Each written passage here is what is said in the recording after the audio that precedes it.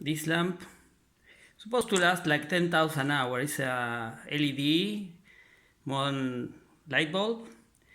But isn't it irritating when they say it lasts like 10,000 hours and when you turn it on and you use it for a while, it just blows?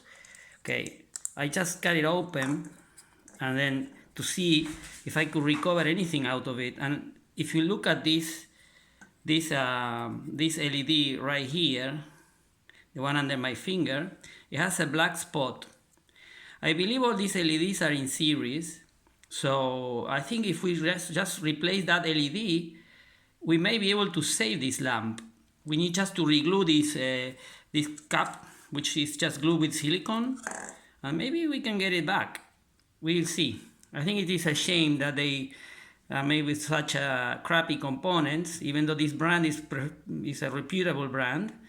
It's a shame on them, really, that they don't choose the components better to ensure a 10,000 hour like they advertise or so, or 5,000, whatever. You know, this lamp didn't last not even 200 hours. So I really hate this. I chose this brand because I thought they were good, but actually I was wrong. I'm gonna switch to Philips now because those ended up lasting longer than these ones. So let's see if I can save this. Alright, I have this is leftover from some illumination strip. These are white LEDs. They are bigger than the ones in this light bulb. And then I have some stock in my electronics components drawer. I have some LEDs. These are white LEDs, but they are a bit smaller than the ones in this lamp. So either I put, I think I'm gonna go with these bigger ones to make sure that they will dissipate enough. These are not, I think these are just white LEDs, even though this strip is prepared to handle RGB. So let's see if I can, I'm gonna test this LED to see if it is really white or if it is RGB. Alright, I have removed this LED here. So right now you can see the pads are free. Unfortunately, I had to destroy the LED because it was so hard to get it out. But it came out, so I cleaned the pads. So now I'm gonna solder an LED there and see if this lamp comes back to life. Alright, just for the purposes of this test, I'm gonna put this one, which is a small one, maybe too small. So I'm just testing which one is the positive. Okay, there it is. So that's the positive is on that side. So I'm gonna mark it with a marker. So this side is positive. So now I can solder it in this board. Wow, what a crappy job I did at soldering it, but it seems like it's working. I already checked with the multimeter, and the LED is still alive, even though the soldering is quite crappy. Maybe I will get a slightly bigger LED. If all this works, I may just get a bigger LED for this position. Maybe I try to get something like these ones. But all the LEDs are in series, so the voltage drops of all of them add up to maybe a very large voltage. I'm not sure if these are single junctions or maybe these LEDs could be multiple junctions.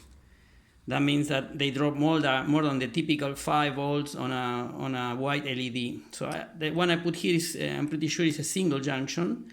So it may be overloaded. But I just want to know if I can save one of these LED light bulbs.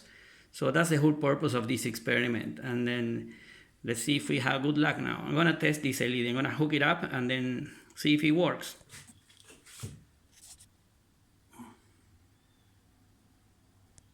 All right. And here it is. It seems to be working very well. It's actually very bright, and my phone has some trouble to focus on it, but seems like there it is. It seems to be working, so we got success. So I'm gonna and take it out and then glue the cap on it. All right, you want to put some silicone around the joint here. It's not for aesthetic reasons. There are some bugs that can get in the light bulb, little bugs that fly and they seek for the light. So if they get into the lamp, it's not only that they're gonna make it less brilliant, but it's also gonna make it short, because there's 220 volt inside of this thing. So it's better to avoid bugs to get inside the lamp. So if you just hook it up and then it has a hole, the bugs will get in, and eventually you may get a short, because the bugs will short the circuit in the bulb. So it's better to put some silicone glue or something to seal it well, and when it's dry, I'm gonna put it where it was. So what we have learned from this experiment is actually that we shouldn't throw away the light bulbs that fail. We should instead try to see if they can be fixed by replacing some discrete LEDs that may have failed.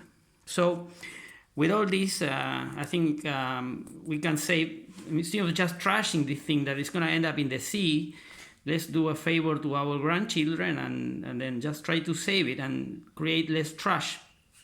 Okay, so that's all I had to show.